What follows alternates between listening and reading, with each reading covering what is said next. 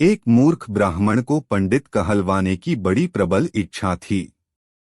बेचारा सतत प्रयत्न करने पर भी जब कामयाब न हुआ तो उसे बीरबल से मिलकर कार्य साधन की तरकीब सूझी। वह तुरंत बोरवल के मकान की तरफ प्रस्थान किया। बीरबल का घर उसके घर से दूर था। रास्ते का थकामांदा जब वहां पहुंचा तो लोगों से पूछने पर ज्ञात हुआ कि अभी बीरबल दरबार से नहीं आया है। मरता क्यान करता वह तो पंडित कहलाने की धुन में चूर हो रहा था। तत्काल वहां से मुड़ा और दरजार की तरफ राही हुआ। मौन मारे चला जा रहा था। अचानक बीच रास्ते में उसकी बीरबल से मुलाकात हो गई। वह बड़ी विनम्रतापूर्वक अपना दोनों हाथ जोड़कर बीरबल से बोला, बुद्धिवर प्रधान जी, मैं निरक्षर भट्टाचार्य हूँ, यानी मुझे पढ़ना लिखना कुछ भी नहीं आता। इस पर मुझे पंडित बनने की बड़ी अभिलाषा है। अपनी बुद्धि भर प्रयास करके हार गया पर मेरी मनोकामना सफल न हुई। अब लाचार हाकर आपकी शरण में आया हूँ। कृपया मुझे इसका उपाय बतलाकर मेरी जीवन रक्षा कीजिए। बीरबल ने कहा, इसमें आपके घबराने की बात नहीं है। इसका उपाय तो बड़ा ही सरल है। जो तुम्हें पंडित कहलाने की इतनी कांक्षा है तो किसी चौराहे पर जाकर खड़े हो जाओ। जब तुम्हें कोई पंडित कहकर पुकारे तो उसे मारने दौड़ना। बस फिर देखोगे कि तुम जहां दो जाओगे सर्वत्र लोग पंडित ही पंडित पुकारते फिरेंगे। बीरबल की युक्ति से वह मूर्ख ब्राह्मण बड़ा संतुष्ट हुआ। तुरंत आगे बढ़कर वह एक चौराहे पर खड़ा हो गया। इधर बीरबल भी जा पहुंचा और वहां के खेलते हुए छोटे दो लड़कों के कान में कुछ कहकर समझाया।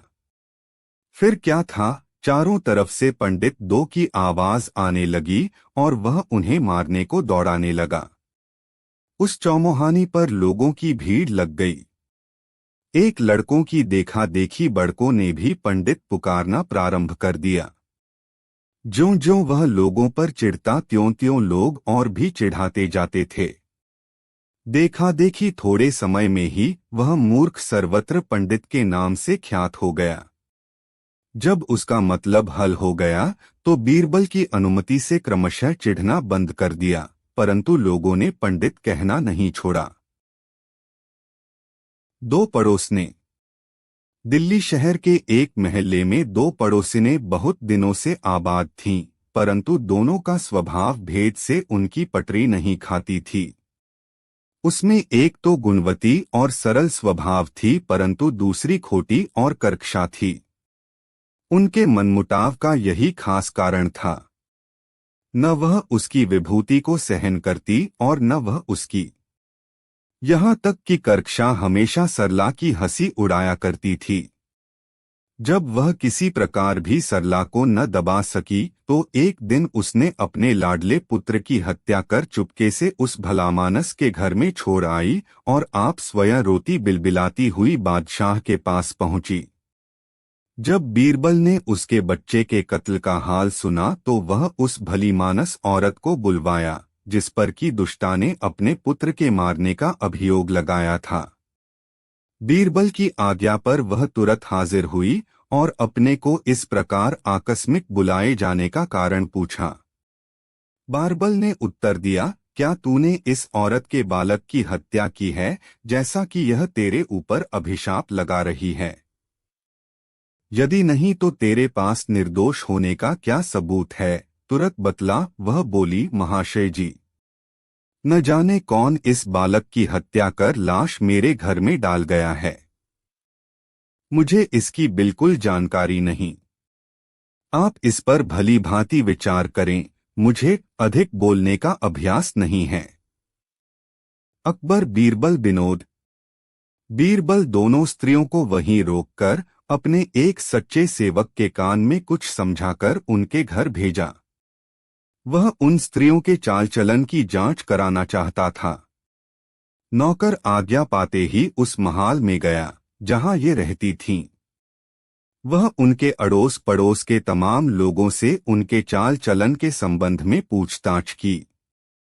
उनकी जवानी मालूम हुआ कि जिस स्त्री पर अभिशाप लगाया गया है वह निहायत भीमानस है और अभिशाप लगाने वाली स्त्री निहायत दुष्टा और फरेबिन है। आए नौकर जैसा सुनकर आया था उसका सारा कच्चा चिट्ठा बीरबल से कह सुनाया। सच झूठ की पहचान के लिए बीरबल ने एक तरकीब निकाली। वह पहली भलीमानस स्त्री को बुलाकर पूछा, यदि तूने सचमुच इस बालक का धन नहीं किया है तो अपना सारा वस्त्र उतारकर एक तरफ अलग खड़ी हो जा। वह बोली, मंत्रिवर, मैं चाहे कल की जगह आज ही मार डालो जाऊं, परंतु मुझसे यह नहीं होने का। मैं मरने से उतना नहीं डरती जितना निर्लज्जता से। तब वीरबल ने दुहशीला यानी दुष्टा औरत को बुलाकर पूछा, यदि तू जानती है कि सचमुच इसने ही तेरे बालक का वध कराया है तो इस सभा के बीच अपना सारा अलग फेंक कर एकदम नग्न खड़ी हो जा। वह तुरंत वस्त्र उतार कर फेंकने को उद्यत हुई। उसकी ऐसी निर्लजता देखकर बीरबल स्वयं शर्मिंदा हुआ और उसे वस्त्र उतारने से रोका। उसको निश्चय हो गया कि इसी ने बालक का वध किया है। अत्रि ने सिपाहियों को उसे पीटने की आज्ञा दी। उसका दोनों हाथ पांव बांध दिया गया और सिपाही मारने को उद्यत हुए। अब तो दुष्टा स्त्री का होश ठिकाने आ गया और उसने तुरंत अपना कसूर स्वीकार कर लिया। बादशाह को उस मक्कारा की काली करतूत पर बड़ा रंज हुआ, इसलिए उसे कारागार भुगतने की सजा दी और उस विनम्रा स्त्री को पुरस्कार देकर विदा किया। गुलाम को मार डाल। संध्या का समय था। अकबर अपने बाग में दरबारियों के साथ राजकीय विषयों पर विचार कर रहा था। इतने में तानसेन ने अपनी सारंगी मिलानी शुरू की। सबका ध्यान तानसेन के वाद्य की तरफ आकृष्ट हो गया। दरबार का शेष कार्य स्थगित कर दिया गया। तानसेन ने एक मनहरन तान सारंगी पर छेड़ी। चारों तरफ से वाह वाह की ध्वनि आने लगी। बादशाह आनंदमग्न तकिए के सहारे लेटा हुआ सुन रहा था। चारों तरफ आनंद छा रहा था। इसी समय शहर का कोतवाल दो आदमियों को लिए हुए आया। उन आदमियों के कपड़े खून से लथपथ हो रहे थे। कोतवाल के अचानक आ पहुंचने से बड़ा रंग में भंग हो गया। बादशाह झल्ला गया और झिड़ककर कोतवाल से बोला, क्या तुमको इतनी भी तमीज न हुई कि यह समय दरबार का नहीं है? ऐसे मन बहलाव के समय बंदियों का लाना कहाँ तक उचित था? ये कैदी रात भर हवालात में रखे जा सकते थे। कल दरबार लगने पर इनके मामले पर विचार किया जा सकता था। फिर इतनी आतुरता दिखलाने का क्या कारण है? बादशाह की नाराजगी से कोतवाल सहम गया, परंतु बिना असलियत बतलाए भी काम नहीं चलते देखा। कुछ सोच समझकर उसने कहा, गरीब परवर, इसमें संदेह नहीं कि मैं इनको सुबह लेकर हाजिर हो सकता था, परंतु इनका मामला बड़ा बेढंगा है, जिस कारण मुझको विवश होकर इसी समय आना पड़ा। उससे ऐसा सुनकर बादशाह कुछ शांत होकर बोला, अच्छी बात है, इनका अभियोग सुनाओ। कोतवाल ने कहा, आज जब मैं नगर में गश्त लगाते हुए व्यापारियों की मंडी में पहुंचा तो क्या देखता हूं कि एक जगह बहुतेरे आदमियों की भीड़ लगी हुई है। जब वहां गया तो इस अपरिचित मनुष्य को इस नगर व्यापारी से मारपीट करते देखा। यह अपरिचित मनुष्य नगर व्यापारी को झिड़क रहा था कि अरे दुष्ट, आज से 5-7 वर्ष पहले तू मेरा दास था और वहां से छिपकर भाग आया है। बड़े परिश्रम के बाद आज तुझे पकड़ लिया है, अब मेरे रुपए अदा कर इसको झिड़कते देख। नगर व्यापारी बोला, नालायक, दास तो मेरा तू है, तुझे मैं आज कितने ही वर्षों से ढूंढ रहा था, भाग्यवश इस समय हाथलगा है। इनकी आपस की ऐसी लड़ाई देखकर मैं इन्हें गिरफ्तार कर सरकार में लाया है। अब आपकी जैसी मर्जी हो इनका निपटारा कीजिए। बादशाह ने उनसे साक्षी मांगी। नगर सौदागर ने कहा, गरीब परवर, आज 5 वर्ष का अरसा हुआ कि मैं अपना शहर ईरान छोड़कर दिल्ली आ बसा हूँ और यह हमारा नौकर इससे 2 वर्ष पहले ही मुझको छोड़कर भाग गया था। आज जब मैं बाजार में खरीद फरोख्त कर रहा था तो यह भी अचानक वहीं आ पहुंचा और मेरा हाथ पकड़कर बोला, तू मेरा गुलाम है, तू मेरा गुलाम है। मेरे व्यापारी होने का सारा शहर साक्षी है। जब पहला व्यापारी अपना बयान दे चुका तो दूसरा विदेशी व्यापारी बोला, पृथ्वीनाथ, यह झूठ बोलता है, क्योंकि ईरान का व्यापारी मैं हूँ। इस शहर में मैं बिल्कुल नया नया आया है, इस कारण यहाँ का एक भी नागरिक मुझे नहीं पहचानता। यह जो इस नगर में शेरली के नाम से विख्यात हो रहा है सो इसका फर्जी नाम है। यह नसीबा ना भी मेरा गुलाम है। 7 वर्ष का जमाना गुजरा जब मैं इसे दुकान पर छोड़कर व्यापार के लिए गया था। मौका देख यह मेरी बहुत बड़ी रकम चुराकर भाग आया है। तभी से मैं इसकी खोज दर दर ढूंढता फिरता हूँ। आज 7 वर्षों के बाद यहाँ मिला है। इनका अभियोग दरबार के सभी लोग बड़े गौर से सुन रहे थे। मामला भी बड़ा पेचीदा जान पड़ता था। दोनों ही सौदागर के लिबास में थे और दोनों की मुखाकृति भी अमीरों की सी थी। जब यह मामला चल रहा था इसी बीच एक सरदार साहब भी आ पहुंचे और नगर व्यापारी शेरली को कैदी की सूरत में देखकर बोले, शेरली, यह तुम्हारी क्या हालत है? तुम कैदी की सूरत में क्यों दिखाई पड़ रहे हो? शेरली को इस सरदार के आने से बड़ी तसल्ली हुई और बोला, सरदार साहब, आप भी जानते हैं कि मैं कितने वर्षों से इस नगर में व्यापार कर रहा हूं और यहाँ का बच्चा बच्चा मुझे पहचानता है। समय के फेर से व दैव की अकृपा से आज मैं अपने ही दास द्वारा अभिशापित किया जा रहा हूँ। सरदार बादशाह को चिताकर बोला, गरीब परवर, यह शेरली आजकल का व्यापारी नहीं है, बल्कि लड़ाई के समय में इसने कई बार सरकार को रुपए की मदद देकर राजभक्ति प्रकट की है। शेरली की तरफ इशारा करके, शेरली, यह तुम्हारी ही उदारता का कारण था कि मैंने गुजरात ऐसे सामर्थ्यशाली अधिपति पर विजय प्राप्त की थी। तुम्हारी वह मदद हमारी नहीं बल्कि बादशाह की मदद थी। सरकार की तरफ से तुमको अभी तक उसका कोई पुरस्कार नहीं मिला है। सरदार की इस सारगर्भित साक्षी से बादशाह खुश हो गया और बोला, शेरली को उस उपकार का बदला चुकाया जाएगा।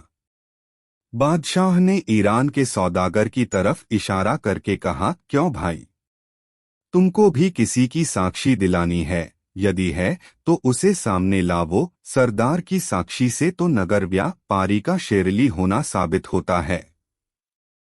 ईरान का व्यापारी बोला, गरीब परवर, मैं इस स्थान में पहले पहल आया हूँ, यहाँ की भाषा तक नहीं समझता और न यहाँ पर मेरा कोई परिचित ही है। अभी मेरा सामान भी बाहर ही पड़ा हुआ है, उसको यहाँ लाने में अभी कई दिन व्यतीत हो जाएंगे, फिर मैं किसकी साक्षी दूं? हाँ, इतना जरूर है कि मैं दूर देशों से सुनता आ रहा हूँ कि आपके दरबार में बड़ा सच्चा न्याय होता है, इसलिए कृपया हमारा उचित न्याय करा दीजिए। दोनों फरीकैनों की बातें सुनकर एक सभासद ने बादशाह से अर्ज किया, पृथ्वीनाथ, यह मामला बड़ा ही बेढंगा दीख पड़ता है। इसका फैसला कवि गंग से कराया जाए। वे ऐसे मामलातों को महज खिलवाड़ मात्र समझा करते हैं। बेचारा कवि गंग बड़ा घबराया और झट बोल उठा, हजूर, बीरबल के रहते इसका न्याय करने की दूसरे की आवश्यकता नहीं है, अतएव इसका न्याय बीरबल से ही कराया जाए। वे इससे कभी इनकार नहीं कर सकते। बादशाह तो पहले ही से समझ रहा था। उसने बीरबल को आज्ञा दी, इस मामले को अच्छी तरह जांचकर न्याय करो। बीरबल ने भी सहर्ष स्वीकार किया। बीरबल की कार्रवाई शुरू हुई।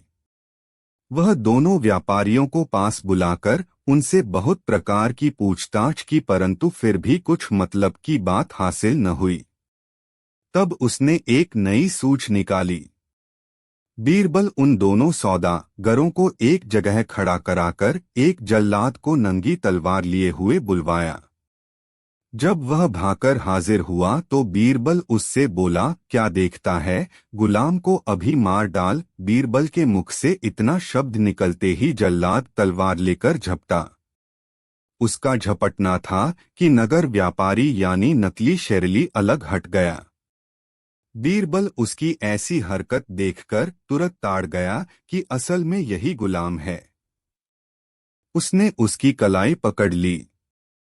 नकली शेरली ने भी अपना गुलाम होना स्वीकार कर लिया और वह तुरंत कैद कर लिया गया। अनंतर दरबारियों के पूछने पर उसने कहा, असल में मैं ही अपने इस ईरानी मालिक असली शेरली का गुलाम था। मेरी आदत धीरे धीरे बिगड़ने लगी। मैं हमेशा इसे हटाने को ताक में था। जब मेरा मालिक मुझे दुकान पर अकेला छोड़कर बाहर चला गया तो मेरी नीयत बिगड़ी और उसका बहुत सा माल लेकर वहां से भाग निकला। घूमते फिरते यहाँ पहुंचा और उस चोरी के रुपयों से व्यापार करने लगा। चूंकि इस काम को मैंने अपने मालिक के यहाँ ही सीख लिया था, इस कारण व्यापार चलाने में मुझे कोई दिक्कत न पड़ी और मेरा काम धड़ल्ले से चलने लगा। अब मैं असली शेरली के नाम से विख्यात हो गया हूँ।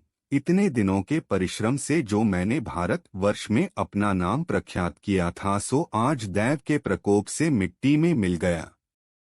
अब मुझसे गुलामी करते नहीं बनेगी, अतएव कृपा कर मुझे प्राण दंड की आज्ञा दीजिए। बादशाह ने शेरली से पूछा, शेरली, अब तुम इस आदमी को क्या करना चाहते हो? शेरली बोला, गरीब परवर, अब मुझे इसकी कोई जरूरत नहीं है। मेरी बात रह गई, अब आपके जी में जो आवे सो कीजिए। शेर अली के ऐसे संतोषप्रद वाक्यों से बादशाह को बड़ी प्रसन्नता हुई, परंतु उसने अपना राज किसी पर जाहिर न किया। बेचारा अपराधी नसीबा जीवन की आशा त्याग कर एक तरफ खड़ा था। बादशाह उसकी तरफ लक्ष्य कर बोला, नसोबा, तुम्हारा अपराध प्राणदंड पाने के योग्य है, परंतु तूने मेरे साथ उपकार किया है और मैंने अभी तक तुझे उसका कुछ बदला नहीं चुकाया है। अतएव तुझे जीवन दान देता हूँ और पुरस्कार में तुझे दरबार का एक काम सौंपता हूँ। अब तुम उसी काम के सहारे से अपना जीवन निर्वाह करो। नसीबा खुशी के मारे फूला न समाया और बड़ी प्रसन्नता से उस पद को स्वीकार किया।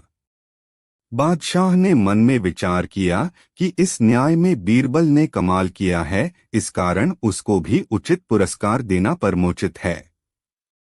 बादशाह ने 3 पोशाक मंगवाई। उसमें पहली कुछ आभूषणों के साथ असली शेरली को और दूसरी बीरबल को तथा तीसरी नसीबा नामी गुलाम को देकर विदा किया। नसीबा शेरली के चरणों पर गिरकर अपने अपराध की माफी मांगी और उसको आदरपूर्वक अपने मकान पर ले गया। उसने अपना सारा धन शेरली के हवाले कर दिया। शेरली बहुत बड़ा व्यापारी था, उसका सारा कारोबार ईमान पर चलता था। उसने विचार किया, व्यापार से मेरे धन के अतिरिक्त जो कुछ नसीबा ने अधिक उपार्जन किया है वह उसके परिश्रम का है।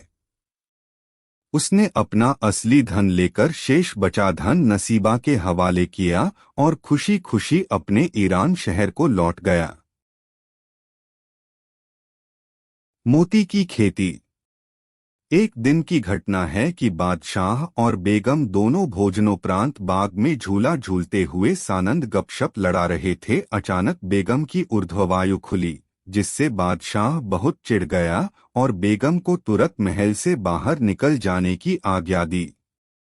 बेगम शहर से बाहर एक बाग में कैदी की सूरत में नजरबंद कर दी गई। बादशाह को वही धुन सवार थी। दूसरे दिन जब सवेरे दरबार लगा तो बादशाह ने सभासदों से पूछा, क्या कभी तुम लोगों को भी अधोवायु निकलती है?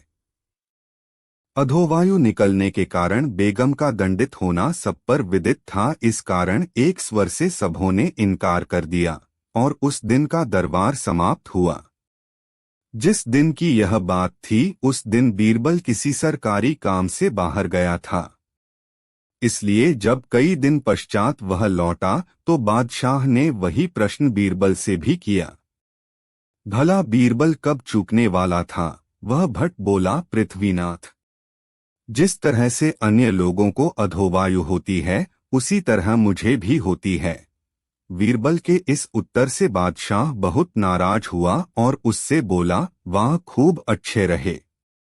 इस सभा में ऐसा एक भी आदमी नहीं है जिसे अधोवायु सरती हो, फिर तुम्हें कैसे सरने लगी? जब यही बात है तो तुम दरबार से बाहर चले जावी, और जब तक मैं तुम्हें आने की आज्ञा न दूं कदापि न आना। बीरबल हाजिर जवाब था, उसे उत्तर प्रत्युत्तर करने में हिचकिचाहट नहीं होती थी, परंतु मौका देखकर काम करना बुद्धिमानों का काम है। बादशाह को अपने ऊपर बहुत नाराज देख वहां से वह तत्काल बाहर चला गया। बेगम को नजरबंद हुए जब बहुत दिन हो गए तो एक दिन वह अपने नजरबंदी के कष्टों से ऊबकर बीरबल को बुलवाया और उससे आजिजी कर बोली, बीरबल, आपकी मदद के बिना मेरा उद्धार नहीं हो सकता, कोई तरकीब निकालकर मुझे इस निविड़ कैद से मुक्त करो, मेरा जीवन असंभव हो रहा है। बीरबल ने कहा, दूसरे की वकालत वही कर सकता है जो निर्दोष हो, मैं तो खुद हो तुम्हारे दोष में शामिल है, तुम्हारी मदद कैसे कर सकता है? बेगम बीरबल की भली भांति जानती थी, अतर्च उसकी बात बीच में ही काटकर बोली, बीरबल, तुमको मैं भली भांति जानती हूँ, मेरा दृढ़ विश्वास है कि चाहे बादशाह तुमसे भले ही नाखुश हो, परंतु उनको मना लेना तुम्हारे बाएं हाथ का खेल है। बेगम की इस युक्तिसंगत बात को सुनकर बीरबल खुश होकर उसके कार्यसाधन के निमित्त 10,000 रुपए की मांग पेश की। उसे तत्क्षण 10,000 की थैली समर्पण की गई। बीरबल घर पहुंचकर एक सुनार को बुलवाया, वह अपने काम का बड़ा पक्का था। बीरबल उसको रुपए की एक थैली देकर बोला, सेठ जी, मुझे मोती मंडित सुवर्ण का एक जव की बाली दरकार है, इसलिए आप उत्तम 2 मोतियों को बाजार से संग्रह कर उन्हें सोने में इस प्रकार जड़ों की देखने में हूबहू जब की बाली ही जान पड़े। सुनार कुछ कालोपरांत एक उत्कृष्ट बाली बना लाया। बीरबल उसे देखकर बड़ा प्रसन्न हुआ और उसे कुछ द्रव्य इनाम में देकर विदा किया। आप उस बाली को लेकर बादशाह के महल की तरफ चला दर में पहुंचते आधा दिन ढल गया। पहरेदारों से अपने आने का संदेशा बादशाह के पास यह भेजा कि पृथ्वीनाथ, मैं एक बड़े आवश्यक कार्यवश आपसे मिलने आया हूं, यदि आज्ञा हो तो अंदर आऊं। बादशाह ने आज्ञा देकर बीरबल को दरबार में बुलवा लिया। बीरबल बादशाह के पास पहुंचकर नियम अनुसार सलाम कर बगल में बैठ गया और मोती उसके हाथ में देकर बोला, गरीब परवर, यह मोती का बीज एक बाहरी व्यापारी लेकर आया था जिससे मैंने बड़ी कठिनता से प्राप्त किया है। इसमें एक खास खसूसियत यह है कि यदि कोई पाक साफ आदमी इसको अच्छी जमीन में बोएगा तो इसी के समान और बहुत सी मोतियां पैदा होंगी। मैंने देखा कि यह काम सिवा आपके दूसरा कोई न कर सकेगा, अतएव आपकी सेवा में लेकर उपस्थित हुआ हूँ। कृपया इसको किसी अच्छी जमीन पर बो दीजिए, आपको आगे चलकर इससे बड़ा लाभ होगा। बादशाह उसकी बात मानकर तुरंत आज्ञा दिया, बीरबल, इसके योग्य जमीन ढूंढकर सूचना दो। परवाने में यह भी लिखा था कि जिस जमीन को बीरबल इस कार्य के लिए पसंद करेगा, वह चाहे बड़ी आलीशान मकानों से ही क्यों न सुशोभित की गई हो, तुरंत साफ करा दी जाएगी। बीरबल की खूब बन आई, उसने अपने पुराने बैरियों के मकानातों को आर्डर देकर तोड़वा दिया। कितने लोगों ने तो बीरबल के आतंक से बचने के लिए बड़ी बड़ी रकमों की घूंसे दी। पहले यह नाक भौं सिकोड़कर लोगों को टरकाता, परंतु जब न मानते और यहूत मिश्रत करते तो किसी से कम और किसी से बेस लेकर उनका मकान छोड़ देता। जब बीरबल को खासी रकम मिल गई तो बड़े बड़े महलों को गिरवाना बंद कर दिया। बात को गरीबों की झोपड़ियों का चौगुनी कीमत देकर कुछ झोपड़ियां गिरवाकर एक खाली चौरस जमीन बना ली और उसे खूब जीतवाकर उसमें उत्तम प्रकार की खाद डलवा दी। पंक्ति से आवपाशी कराकर उसको भली भांति सिंचवाकर खेत को दुरुस्त करवा लिया। जब बीज बोने के काबिल खेत तैयार हुआ तब बीरबल ने एक दूत द्वारा बादशाह के पास खबर भेजी, पृथ्वीनाथ, आपका खेत तैयार हो गया है, अब आप सभा सदों के सहित पधार कर खेत का मुलाहिजा फरमावें। बीरबल उस मोती के बीज को लेकर सभा के सन्मुख आया और उसे बादशाह को दिखाकर बोला, हुजूर, इस बीज को बोने वाला खूब पाक साफ मनुष्य होना चाहिए, जिससे दुर्गंधी आती होगी। उसके बोने से बीज से हरगिज मोती नहीं उगेगी। इसलिए जिसके शरीर से कभी वायु न सरती हो वहीं इसको बोए। आपके दरबार में तो ऐसों की कमी भी नहीं है। किसी एक को आज्ञा दीजिए कि जो इस काम को प्रसन्नता पूर्वक करे।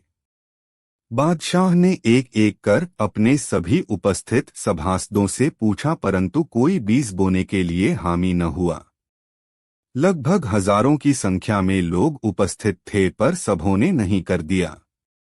कारण कि यदि कोई यह कहकर कि मुझे हवा नहीं सरती, मोती धोने का साहस करता और कहीं बाद में मोती न उगती तो उसकी गर्दन मारी जाती।